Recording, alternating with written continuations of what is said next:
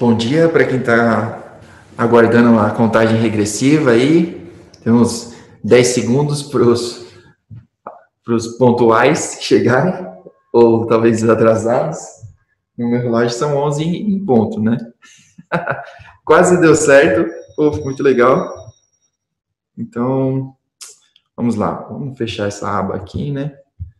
Porque o que a gente quer mesmo é fazer errado. É lógico que cara, pera, galera, pera. Quase conseguindo. Tô. Cadê meu mouse?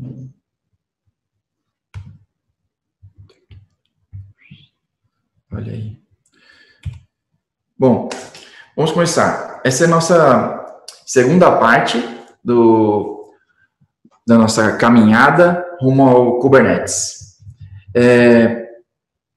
Bom, eu queria primeiro dizer que a gente tem o campo de chat no Zoom aí, então, se você quiser deixar algum comentário, se o áudio não estiver bom, ou se alguma coisa, a letra está pequena, qualquer coisa, pode mandar, a gente tenta te responder e eu vou tentar ficar de olho nisso. E a gente também tem a parte de Q&A, né, é para você fazer perguntas, tá bom? Então, no final, eu tento responder as perguntas, tá? Se você tiver uma pergunta que eu não saiba, não manda. E se você tiver certeza que eu sei, aí você pode mandar e eu respondo, tá bom? Bom, acho que são essas as instruções iniciais. E vamos lá, ao nosso Kubernetes 102. E vamos à nossa classe de Kubernetes. Eu sempre gostei muito dessa frase que eu li e eu começo com ela.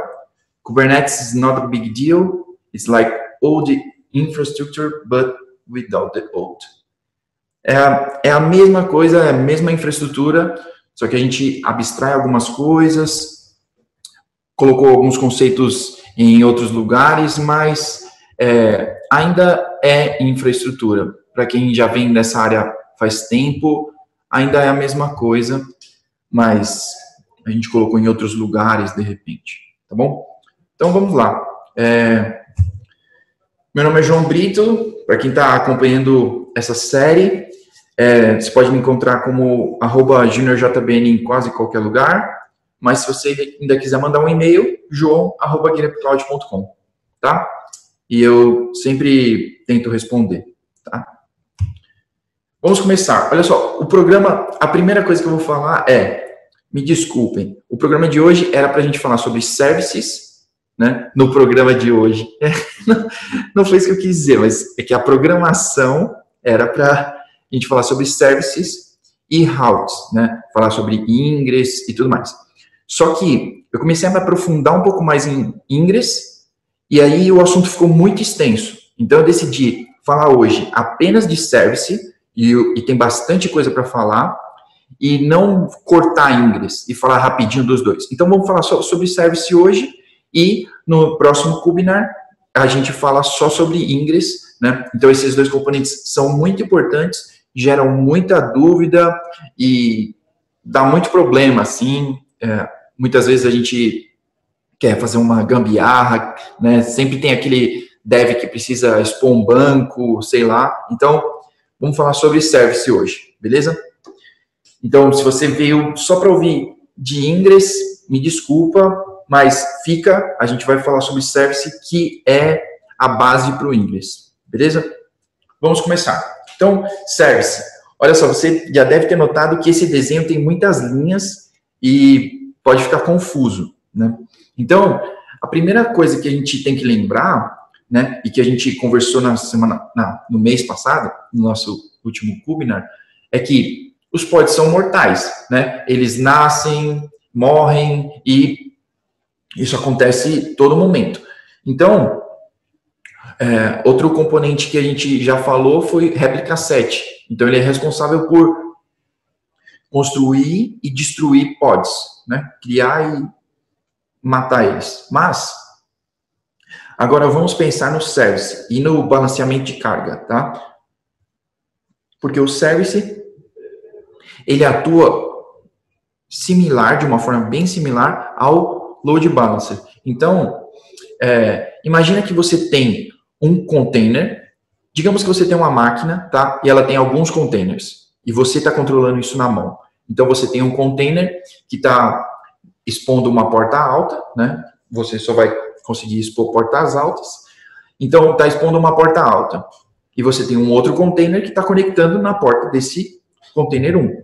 Então, se você perder esse container, você vai ter que subir novamente, manualmente ou automaticamente, como você tenha criado aí, de repente, mas você vai ter que controlar essas coisas, controlar os containers, cada porta para cada container. E aí, a coisa começa a ficar mais difícil ainda quando você começa a escalar. Se você começa a ter 2, 3, 4 containers para responder pelo mesmo serviço, pela mesma aplicação, aí você começa a ter que colocar na sua aplicação de front, por exemplo. A sua aplicação de front tem menos réplicas e a de back tem mais. Então, você começa a ter que colocar array de conexão, sei lá, um monte de coisa que a gente começa a criar para poder resolver problemas. Mas o service faz justamente isso. Ele vai fazer o discovery das aplicações que estão abaixo dele. Então, que tem um label para isso, tá bom? Eu vou falar mais sobre isso. Mas, agora, entendendo em alto nível. Então, a gente tem aqui nosso carinha feliz conectando ao service, e o service vai direcionar as conexões para os containers que correspondem a este service, tá? Então, a conexão aqui não precisa ser exatamente apenas de uma pessoa, né? Ela pode ser de outra aplicação. Por exemplo, esse carinha podia ser o front, né? Que o front normalmente é bonitinho assim. Então, conecta no service do back-end. E aí ele tem diversos containers que respondem, diversos pods que respondem por essa aplicação. Então, digamos que um nó do seu cluster morra. O service vai reconhecer isso e vai direcionar as conexões para os pods que estão vivos, para que você não tenha clientes recebendo respostas erradas, porque um pod não está lá. Apenas isso, beleza? E a gente falou ainda no final do último webinar sobre probes. Então, sobre liveness probe, sobre readiness. Então, o liveness e o readiness, eles servem para que o service saiba qual pod ainda está healthy, né? Se ele já passou, então se ele ainda está vivo e está respondendo, ou quando inicia, né, no caso do readiness, se ele já está pronto para receber conexões. Então, isso é muito importante para que você direcione conexões para a sua aplicação apenas para pods saudáveis, que vão dar resposta para a sua aplicação, tá? De nada vai servir você ter um cluster e 1000 pods e tudo mais, se você está direcionando algumas conexões para pods que não estão funcionando ainda. Por exemplo, né, eu sempre vou usar exemplos de Java, mas, por exemplo, você tem um container de Java que ainda não está completamente no ar, ele ainda não está pronto para responder requisições. Então, ele vai responder um 500, vai responder um 400x, porque a aplicação ainda não está no ar. O container está rodando, mas o Java tem aquele tempo dele de início, né? É o tempo do Java que você tem que aguardar. Então, é isso. O liveness e o readiness são muito importantes. Então, vale muito a pena aquele papo de DevOps mesmo, de você conversar com o seu dev e fazer um probe bom, um probe que realmente checa a sua aplicação. Tá bom? Então, passando esse overview, vamos mais fundo, tá? Então, olha só, o nosso service. Então, eu disse que ia conversar um pouco mais sobre selector, label selector. Então, aqui a gente tem um YAML simples do nosso service, de um exemplo, tá? Eu coloquei aqui na esquerda REST, porque a gente tem que lembrar que todos os nossos componentes no Kubernetes são objetos REST. Então, você não precisa criar eles exatamente pelo Kubernetes, pelo CLI ou por uma plataforma, tá bom? Então, você pode automatizar essas coisas. Não se esqueça. automatize tudo que puder. Então, nosso service aqui, ele tem poucos componentes eles podem ter algumas configurações, mas vamos ao primeiro e mais importante, que é o Label Selector aqui, que a gente tem o seletor, o label, que vai dizer quais aplicações respondem por esse service, tá? Então, a gente já vai começar a... Eu não vou fazer igual das outras vezes, que a gente faz uma demo só no final e tudo mais. Então, sobre service a gente vai mostrando enquanto a gente vai fazendo, ok? Então, deixa eu pegar o meu terminal aqui. Share screen. Beleza. Se tiver muito pequena a letra, vocês podem me dizer aí, tá? Mas eu acho que não está, né? Então, beleza. Então, eu já tenho um cluster aqui, ó, e como das outras vezes, eu tenho um alias para kubectl, para usar só K, tá bom? Então, eu já tenho um Kubernetes rodando, e eu vou colocar aquela nossa aplicação da última vez para rodar de novo, tá bom? Então, olha aqui. Calma, vamos primeiro criar o nosso namespace. Create namespace demo. Ok, agora vamos colocar a nossa aplicação para rodar aqui, ó. É a mesma do último Kubinar, então ela já está rodando e agora vamos ver aqui. Demo, getPods. Ó, já está rodando, beleza? Está no ar e tá ok. Agora vamos expor esse serviço, né? Que é o mesmo que é o comando para você criar um service para uma aplicação que já existe. Então, aqui. E o que eu vou fazer, da mesma forma que eu fiz na outra semana, acho que eu vou esticar um pouquinho aqui para aparecer tudo na mesma linha. Beleza. Olha lá, eu vou expor essa aplicação que é a porta 80, tá? E o tipo de ingress vai ser load balancer, tá bom? Então, eu não vou falar exatamente sobre o load balancer, porque a gente vai falar no próximo, beleza? Mas todo mundo compreende que esse load balancer vai ser utilizado. Eu acho que eu falei nas outras vezes que eu estou usando o DKI aqui para nossa demo, para ficar rápido. Então, vai criar um load balancer lá dentro do DKI e ele já expõe a minha aplicação diretamente, tá bom? Então, ó.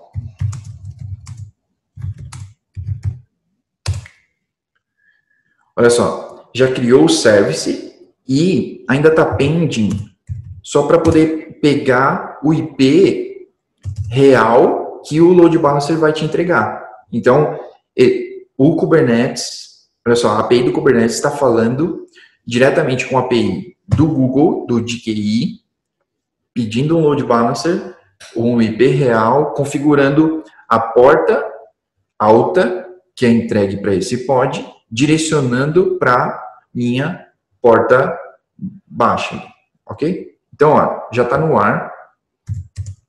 Se a gente acessar aqui, ó, curl,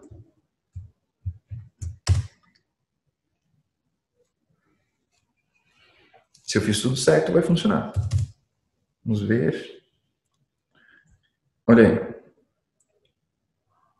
Invisible Infrastructure. Beleza? Então, já está funcionando. Mas o que a gente quer é falar sobre o service. Então, opa, menos em demo.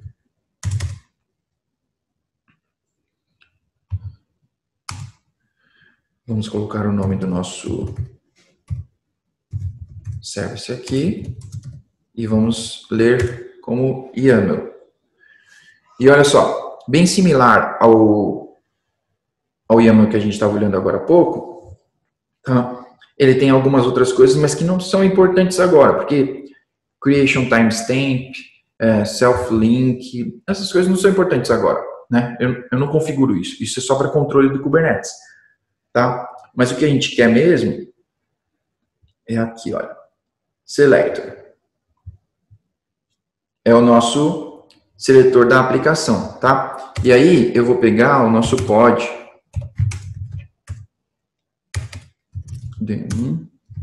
Get pods.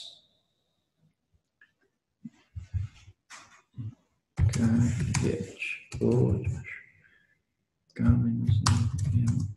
Edit pod. Então, ó, eu vou editar esse pod para vocês verem. A gente só tem um pod rodando, beleza? E o deployment, eu não vou mudar nada no deployment. A única coisa que eu vou fazer é tirar esse pod de dentro desse service, tá? De dentro desse deployment, eu vou tirar ele desse label. Então, olha só, se a gente pegar e colocar aqui, olha, não. Hello Cloud não, tá? E aí eu salvo. Olha só o que vai acontecer. Como mágica, agora a gente tem dois pods. A gente tem esse GS aqui, que é o que a gente já tinha antes. GS, CZZ, tá? A gente já tinha 4 minutos, mas agora a gente tem HF52X. Tá rodando a 6 segundos. Só que é só esse aqui que está recebendo as requisições. É só ele que tem um endpoint lá. Então, eu não quero adiantar, mas em demo endpoints. Olha só, a gente só tem um endpoint aqui, tá? Que é o DS362.9, que por acaso quis economizar aqui, mas não deu certo.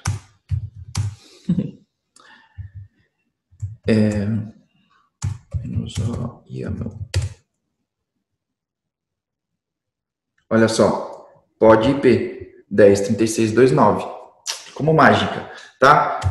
Por que isso acontece? Porque eu modifiquei o label que é utilizado pelo deployment e pelo service. Então, o service só está direcionando para aquele endpoint, que é o label selector.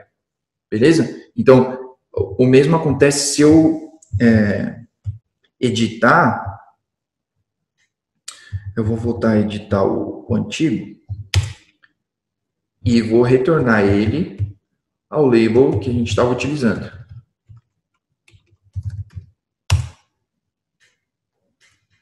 Então, demo get pods.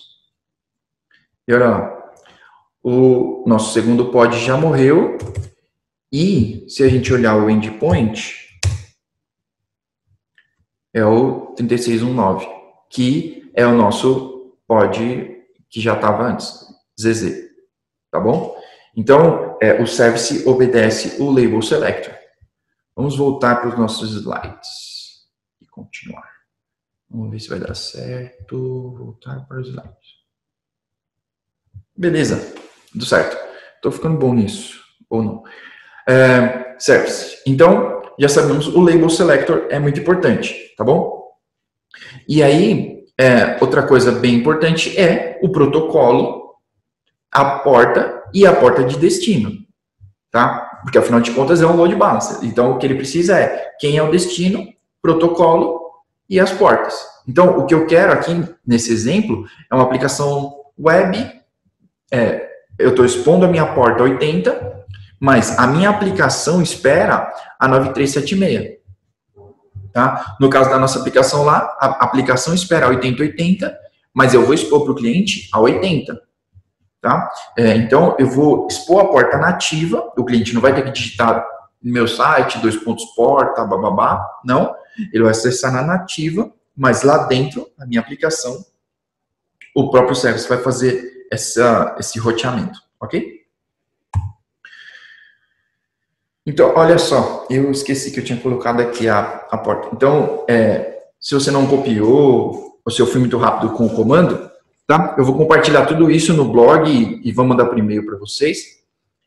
mas tem o comando aqui para você poder copiar, beleza? Tem mais uma opção que muitos dos nossos serviços, eles não têm uma porta única para ser exposta. Então, você expor mais de uma porta é muito simples, tá? A única diferença que você deve ter notado é nesse parâmetro aqui, ó, name. Você tem que, tá? É obrigatório. Se você vai utilizar multiport, você tem que colocar nome nas suas portas. Então, por exemplo, aqui a gente colocou HTTP para usar 80 ali, então TCP e manda para 9376, que podia ser, aqui a 8080, né? Padrão é 8080 e a HTTPS é 8443, tá? É uma convenção, não é padrão, não. Mas é isso. Então, pode ser uma única porta ou podem ser múltiplas portas, tá? Me veio uma dúvida à cabeça, eu não sei agora, mas qual o limite de portas? Eu não encontrei isso na documentação. Vou dar uma olhada de repente. Se eu encontrar, eu coloco no post do blog.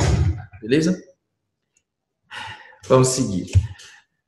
Eu esqueci alguma coisa. Não. Tá bom. Agora vem um trick. Isso headless service é explicado lá na documentação. Eu demorei um bocado de tempo para entender. E aí eu quero tentar explicar de uma forma bem simples, tá? Vou tentar ser o mais entendível possível. Existe essa palavra, entendível? Agora existe. Agora existe. Então, olha só. Headless Service é um service que aponta para um endpoint que você controla, tá? Então, você pode criar um service que não tenha endpoint. Então, você não vai criar com Expose, você cria o seu service com o YAML e manualmente você cria esse endpoint também, tá? Então, digamos que você vai usar, por exemplo, um RDS, né? E você quer plugar ele lá direto na sua aplicação. Mas você não quer fazer variável de ambiente, sei lá, porque você já usa o service em dev e QA, tá? Então, cria esse cenário comigo aí na sua mente. Você tem dev e QA com bases dentro do seu cluster e essas bases, elas são nativas dentro do cluster. E aí você só aponta com o service. Agora, você vai lá para a produção e aí você está apontando para um RDS, porque é produção e tudo mais. Ou digamos que você tem um banco externo, um serviço externo que você precisa acertar. Então, você vai criar um endpoint. Então, olha só aqui, no meu exemplo. O nosso service vai se chamar MyService, né? Para usar criatividade. E o nosso endpoint, que é o MyService aqui, ele vai apontar para um IP externo. Então, você pode, por exemplo, colocar aqui o IP do seu banco ou o IP de uma aplicação, mas dentro da sua aplicação que vai apontar para esse service, né? Digamos que tem um front-end apontando para cá, ou o back-end apontando para o banco, tá? Então, o back-end vai apontar para o service meu banco, que usa o endpoint meu banco e o endereço externo, tá? Então, você cadastra aqui. Digamos que você tem uma parada ou tem uma mudança de rota, qualquer coisa. Você só precisa modificar aqui no endpoint, tá? Porque todo o restante obedece isso. Você está apontando com o nome. Funciona tipo o DNS, né? Você está apontando com o nome, você mudou lá no DNS, você não precisa mudar em nenhum outro lugar. Todo mundo usa o nome, tá bom? Mas tem um problema que eu vejo aqui. Ele é manual, tá bom? Então, a gente tenta automatizar tudo. Seu cluster e tudo mais. Tudo é obediente ao Kubernetes. Aqui não vai ser. Tá? Esse endpoint foi criado manualmente, esse service foi criado manualmente, então ele vai ter que ser cuidado manualmente, tá bom? Então você tem que tomar cuidado para não esquecer ou não deixar uma configuração para trás. Beleza? Eu espero que tenha ficado fácil aí. Aí agora eu vou falar sobre alguns tipos de service, né, de como o service funciona e como a gente pode ver isso funcionando, tá bom? Então, esse é um dos tipos, Proxy Mode, e por enquanto ainda funciona com iptables, tá? A partir da 1.11 já pode usar, não, a partir da 1.10 você já pode usar IPVS, que aparentemente é um pouco mais rápido, tá? Mas, por enquanto, iptables é o que vigora, tá? Então, são regras criadas no iptables. Então, para cada service, ele vai abrir uma porta aleatória no Node e ele cria uma conexão para essa porta que é direcionada para o endpoint do pod, tá? Então, o kubeproxy, que é o responsável por direcionar todas essas conexões, tá? Então, o kubeproxy é o componente real. O service é só apontamentos, é só configuração, tá bom? Então, o kubeproxy recebe essas configurações e cria regras de iptables para poder direcionar todo o tráfego, tá? Então, vamos ver isso funcionando na prática. Vamos para o nosso terminal. Como diria o Jefferson, querido idolatrado, não terminal. Espera só um segundo, eu cliquei no lugar errado. Agora sim. Voltamos ao terminal. Tá? Então, a primeira coisa que eu vou fazer é SSR.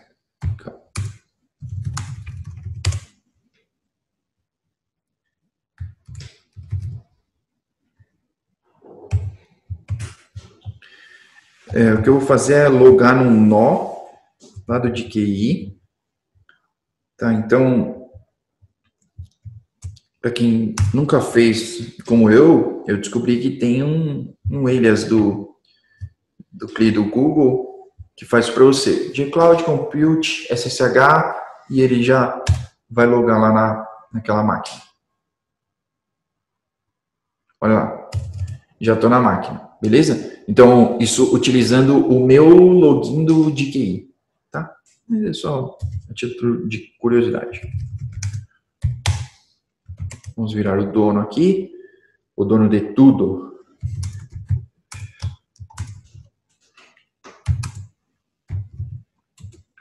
kubeproxy. E olha lá, a gente tem o nosso kubeproxy rodando aqui, tá? E, magicamente, olha só, alguém sabe qual CDR é esse aqui, ó? 10.36.00. Não acredito.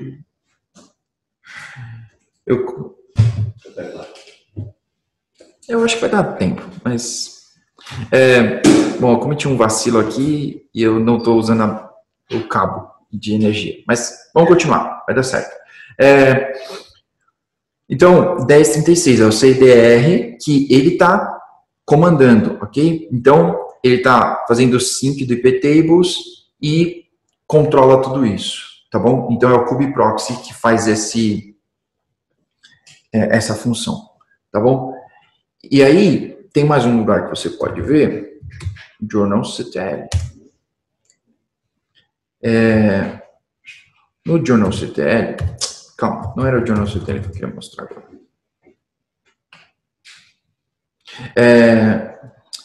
Olha só, fazia muito tempo que eu não fazia tail-f e é muito legal poder voltar aos mesmos...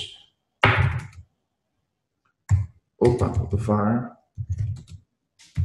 log. Só um segundo, galera. kubeproxy log. Olha só. Vejam que ele criou... Ó, eu deletei algumas coisas que eu já tinha feito antes de começar a demo aqui. Mas podem ver, ele adicionou o nosso novo service, abriu a porta no nó, na porta alta, que é o que o load balancer está usando, tá bom? E aqui é quando ele fez um update lá no nosso service, tá? Então, Por que isso é importante saber? Porque subir o service, kubectl expose, é fácil, mas sempre tem o dia 2, o dia 3, que é quando você vai ter problemas. E aí você vai poder ver os logs aqui do mesmo jeito que você sempre viu, tá bom? Você vai poder procurar aqui, ver se as coisas estão funcionando corretamente, ou se as portas estão abertas, e você pode ver exatamente como as coisas estão funcionando. Tá?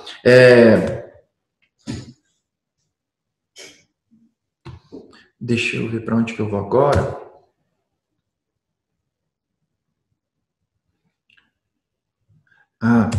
Ok. Eu vou... Aqui dá para ver também iptables. Save. ipgrep. Hello, que é o nome do nosso service, tá? Então, olha só. As mesmas regras de iptables que a gente sempre conheceu, tá? Só agora com algumas anotações aqui que o Kubernetes vai utilizar, mas ainda são regras de iptables, tá? Tá fazendo DNAT, mandando para cá, ó, pro IP do nosso pod, tá? Tenho certeza que todo mundo que começou a estudar containers e Kubernetes percebeu que não são novas coisas que foram criadas, tá? Então, do mesmo jeito que Docker não criou muitas coisas novas, ele só juntou um montão de coisa que já existia, tá? É exatamente isso que a gente está vendo aqui, tá bom? Então, tudo isso aqui já existia, iptables já existia há um bocado de tempo, mas ele está sendo utilizado de uma forma mais eficiente, tá? A gente não precisa ficar entrando lá no iptables, criando uma nova regra, vou pedir para o time de redes, olha, vou precisar de uma nova regra, pessoal, abrir uma gmood e tudo mais, tá bom? Então, é isso que o service faz. Voltemos para os nossos slides. Olha aí, então, o caminho que a requisição faz, ela vai chegar no nosso node e vai encontrar as regras de iptables, que são feitas pelo kubeproxy. E, finalmente, esse tráfego é direcionado para o nosso pod, tá bom? Então, é o kubeproxy que é responsável por isso. Ele vai cadastrar no iptables e controlar tudo isso através do service, beleza? Então, o service, ele pode ter alguns tipos ainda.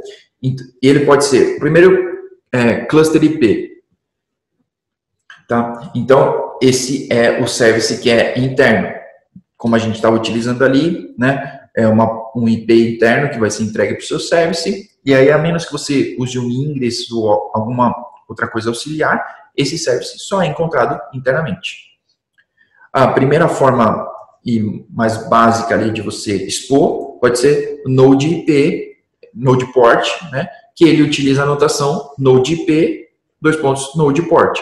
Só que, com essa notação, você está prendendo uma porta do seu nó. Então, você tem que tomar cuidado com esse tipo de notação e, ainda assim, você ainda vai ter que ter regras de saída no seu security group, por exemplo. Então, você tem que coordenar tudo isso, tá? Então, se você tiver num cloud provider, você vai ter que automatizar isso para essas regras funcionarem. Ou então, se você tiver em bare metal, ainda você vai ter que conversar de novo com os caras de rede e pedir uma regra, tá? De saída. Load Balancer, então aqui não precisa ser apenas do Cloud Provider, então por isso eu lembrei de escrever aqui Provider API, porque, por exemplo, o Kubernetes, ele é totalmente compatível com, por exemplo, o F5, né? Big IP, assim, que é um appliance de rede e ele faz load balancer. Então, a API é compatível com ele. Do mesmo jeito que eu criei aqui e entregou do Google, poderia ser um F5, tá bom? External name, então você pode usar um nome, um CNAME que vai apontar diretamente para o seu cluster e vai cair naquele service, e IPs externos. Então, external IP foi o que eu utilizei aqui nesse exemplo. Então, o que a gente tem aqui? Eu tenho um IP, esse exemplo aqui, ó, 8011.12.10. É o IP que aponta diretamente para um nó, tá? Diretamente para um nó meu, que vai ter esse pod rodando. Então, esse IP aponta diretamente para um pod, tá? O IP cai no nó, o nó reconhece esse service e encontra o pod, ok? Então, tem essas 5 opções aí para você poder expor o seu pod, tá? O seu serviço. Uma última demo bem rápida aqui para a gente poder ver um back-end e um front-end funcionando, tá bom? Então, eu vou sair desse modo de... Opa, ainda não. Aqui. Ficou um pouco pequeno, mas é só para eu poder copiar essas linhas e vocês verem que eu não estou tapeando ninguém. Vamos para o nosso terminal. Então, vamos sair aqui da máquina e vou voltar para nós, tá? Eu acho que eu tenho isso aqui, então... Vamos ver por onde eu começo. Eu começo pelo Hello YAML. Hello YAML. Tá? É apenas um service, é apenas um front-end. Opa, peraí, olha só. Eu já fiz isso uma vez, mas em outro namespace, tá? Lembra que a gente tinha falado de namespace? Controle bem seus namespaces. E agora a gente cria o service para... Eu vou cometer o mesmo erro de novo.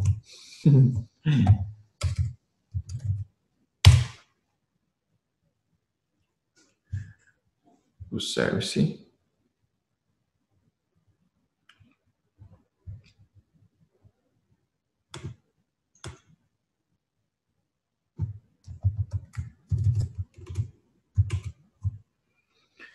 E agora eu vou criar o nosso front-end, que vai usar load balancer também, tá? Então, o que a gente pode fazer... Ah, olha só. Eu já cometi um vacilo. O que aconteceu aqui, olha? Eu criei no namespace errado. Tá? Então, lembrem-se, coloquem namespace.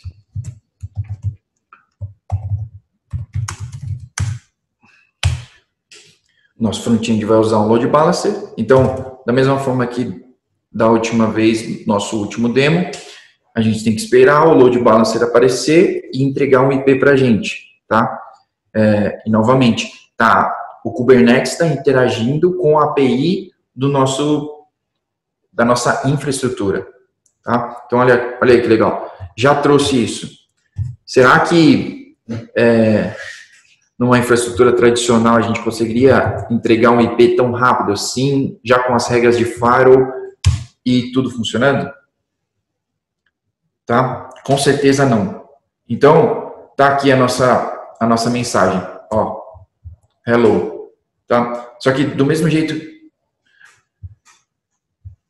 calma, deixa eu dar um share aqui, ó, no meu desktop. Eu não estava compartilhando, tá só no terminal. Olha aqui, ó, copiei o IP de lá, colei aqui, mensagem hello, tá? Então, fica aí uma mensagem de automação. A gente precisa automatizar tudo, e a gente deve mesmo fazer isso, tá? Tudo que a gente puder automatizar, a gente deve automatizar, porque essa agilidade não é que ela não tem preço, muito pelo contrário, ela tem muito, muito valor, e ela pode economizar muita grana e te dar muita agilidade, tá bom? Bom, acho que é isso por hoje. A gente vai falar sobre Ingress na próxima, e a gente tem perguntas? Eu tenho uma pergunta. Pois não. No exemplo anterior do label selector, quando tu mexeu no label do pod, ele acabou saindo debaixo daquele service e o Kubernetes recuperou, trouxe outro. Porque tem que satisfazer A questão do deploy. tem que satisfazer que a quantidade de containers que foi declarada, que é 1. Em que tipo de cenário a gente pode utilizar aquilo, por exemplo? A gente pode utilizar em troubleshooting. Então, você pode ter um comportamento anormal ali no seu pod.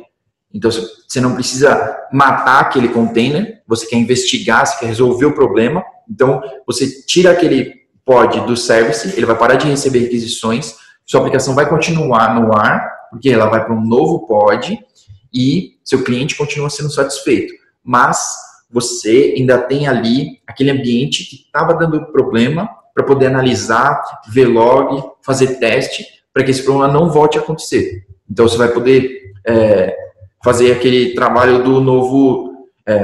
esse trabalho que hoje é chamado de SRE, né? Então, você vai poder fazer esse serviço ali, sem tirar o seu cliente do ar, sem ter disponibilidade nenhuma. Então, você pode investigar o ambiente real, né? Então, imagina, isso é impensável, né? Você ia ter que pedir para criar uma nova rota para uma galera. Não, vamos virar a rota aqui para uma outra parte do nosso data center, para um outro serviço, né? E para eu poder investigar isso aqui. Teria que provisionar o serviço primeiro. Sim. Se eu provisionar a aplicação antes de virar uma rota. num outro ambiente, migrar, Isso. fazer a migração para lá das conexões. Isso aí. Então, isso é muito mais ágil, mas essa agilidade não tira seus poderes de troubleshooting e tudo mais. Tá? Kubernetes não é só cria e mata pods. Não. Já foi. Beleza. Na versão 1.0. Já foi, mas hoje não é mais. Você está tímido, não tem perguntas. Não tem perguntas. Tudo bem, pessoal. Eu vou postar isso tudo no nosso blog, tá? Acessa lá, blog.getupcloud.com e eu espero você na próxima. Muito obrigado e até lá.